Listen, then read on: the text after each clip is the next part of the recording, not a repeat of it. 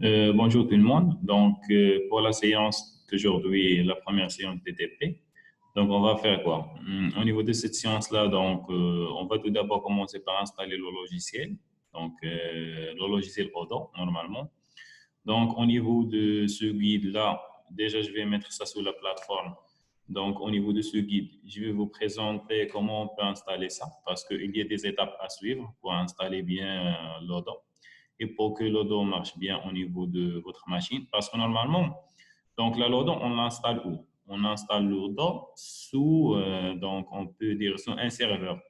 On ne fait pas vraiment, on n'installe pas ça dans on peut dire, dans une machine. Mais nous, donc, on va considérer la machine comme un serveur. Donc là, c'est juste pour un petit peu maîtriser les utilités de l'Odoo, ou bien d'un ERP en général, parce que l'Odoo, c'est un logiciel donc, qui est basé sur donc là, la technique ERP ou bien l'architecture de l'ERP. Parce que l'ERP, c'est une technologie. Et au niveau de ces technologies-là, on peut trouver plusieurs logiciels comme Lodo, comme SAP, comme PeopleSoft, ainsi de suite. Donc, nous, on a opté pour Lodo. Donc là, l'objectif, c'est être capable d'installer un OpenORP qui est au-dessus Windows. Donc, comme je vous ai dit, donc normalement, au niveau de Lodo, au niveau de Lodo, c'est un OpenORP. Donc, il y a des logiciels ou bien des outils qui sont payants, comme SAP, comme PeopleSoft. Et il y a des logiciels qui sont, on peut dire, gratuits, comme donc là, Lodo. Donc, c'est pour ça que j'ai opté pour Lodo. Donc, la présentation, le système Odoo est disponible donc là sous forme de paquets.exe. Donc là, ça veut dire quoi .exe? Ça veut dire que c'est un fichier qui est exécutable. Donc là, il suffit d'exécuter ce fichier-là afin d'installer le système, on peut dire Odoo sur le système d'exploitation Windows. Donc, dans ce tutoriel, vous apprendrez comment installer l'Odoo sous système d'exploitation Windows. Donc là, pour télécharger l'Odoo, donc vous avez ce lien. Donc, il faut juste cliquer sur ce lien-là. Donc, je vais vous démontrer ça.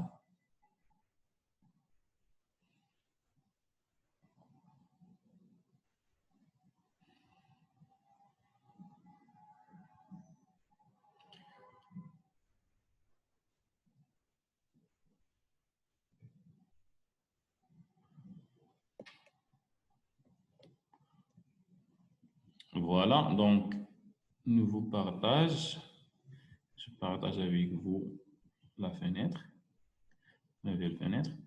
C'est bon. Donc, là, au niveau de cette fenêtre-là, vous pouvez remarquer que ici, donc là, c'est la page pour télécharger l'Odoo. Donc là, ici, il y a la possibilité de travailler sur l'Odoo dans le site. Donc, normalement, l'Odoo, elle permet d'utiliser le logiciel soit directement dans le site de l'Odoo. Donc là, c'est odoo.com. Ou bien en téléchargeant et en installant le logiciel. Donc là, il suffit de cliquer sur Download, Odoo, ainsi de suite.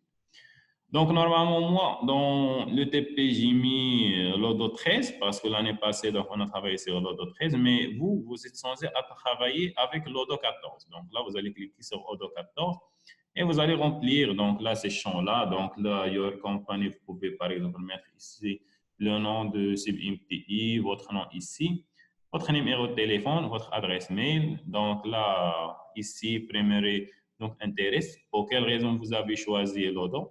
Donc là, par exemple, vous allez choisir I am a teacher or a student. Donc là, pour apprendre ça.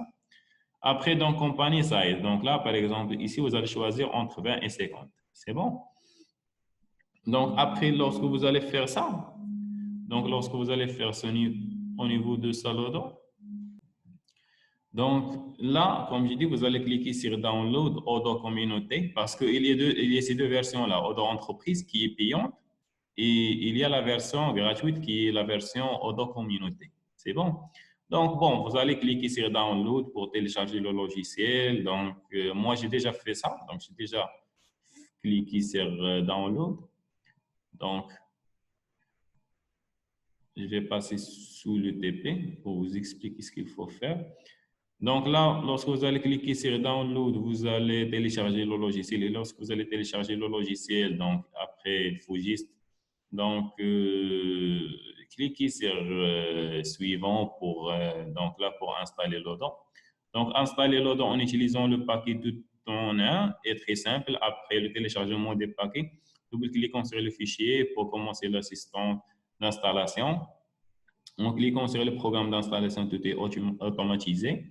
L'installation des serveurs, des clients, donc des web clients, ainsi que le gestionnaire de base de données, PostgreSQL. Donc là, ici, lorsque vous allez installer l'Odon, vous allez installer ces trois-là, le serveur, comme j'ai dit. Vous allez installer le client. Donc, comme j'ai dit, donc là, les clients, le serveur, c'est là où il y aura les données. Et le client, ce sont les utilisateurs, donc là, qui vont accéder à ces données-là. Vous voyez? Donc là, au niveau des... Bon, il y a même la partie web client pour la gestion des sites web de l'entreprise. Après, il y aura même le gestionnaire, donc là, de cette base de données. Le gestionnaire de cette base de données, il va faire la gestion en se basant sur PostgreSQL. Donc là, normalement, PostgreSQL, c'est une technique qui permet de faire la gestion des données. C'est bon? Donc, vous pouvez faire... Normalement, là, c'est un petit peu cette partie-là.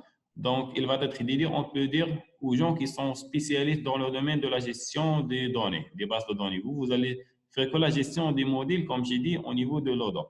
Mais vous pouvez même faire cette partie-là. C'est bon, donc au niveau de PostgreSQL, vous pouvez même faire ça. Parce que PostgreSQL, elle permet de gérer les données avec 1 Tera, 2 Tera, ainsi de suite. Donc là, il suffit de cliquer sur suivant à chaque étape de l'installation. Donc, conservez et notez le nom d'utilisateur et le mot de passe nécessaire lors de l'installation. Donc là, à ce niveau-là, lorsque vous allez arriver à cette partie, donc il faut noter le numéro de port, il faut noter le mot de passe et il faut noter le nom d'utilisateur. Pourquoi? Parce que c'est... Donc là, on aura besoin de ça dans l'avenir. Donc là, bon, là, c'est juste une remarque. Donc, votre antivirus peut vous alerter lors de cette installation. Vous pouvez accepter l'installation du logiciel. Ce n'est pas un virus. Donc là, vous pouvez autoriser l'installation. Après, donc là, vous allez faire quoi? Lorsque vous allez donc là installer le logiciel, lorsque vous allez ouvrir le logiciel, il va vous afficher cette partie-là. C'est bon. Donc, au niveau de cette partie-là, vous allez mettre le nom de la base de données, par exemple, SubMTI ou bien donc, le nom de votre filière. Après, ici, votre adresse mail. Après, ici, le mot de passe que vous avez mis ici. Par exemple, ici, vous pouvez modifier le mot de passe, mais il faut mettre le même mot de passe qu'ici et là-bas. Donc, après, votre numéro de téléphone que vous avez mis lors de la création de votre compte sur le site web. Après, le langage que vous voulez utiliser, donc pour ce logiciel, donc anglais, français, ainsi de suite. Et là, donc, on peut dire, là, c'est votre country, c'est votre pays. C'est bon. Donc, après, lorsque vous allez installer ça, vous allez avoir, donc là, cette fenêtre. Donc, je vais repartager l'autre écran, juste pour vous montrer la fenêtre que vous allez avoir. Donc là, la fenêtre que vous allez avoir, c'est cette fenêtre-là. Normalement, ici, il faut mettre le numéro de port que vous avez mis. Bon, moi, j'ai déjà fait des TP ici, donc j'ai trouvé ça. Mais vous, en réalité, vous allez trouver cette partie-là. C'est bon. Donc là, c'est tout pour ce TP-là ou bien ce guide-là.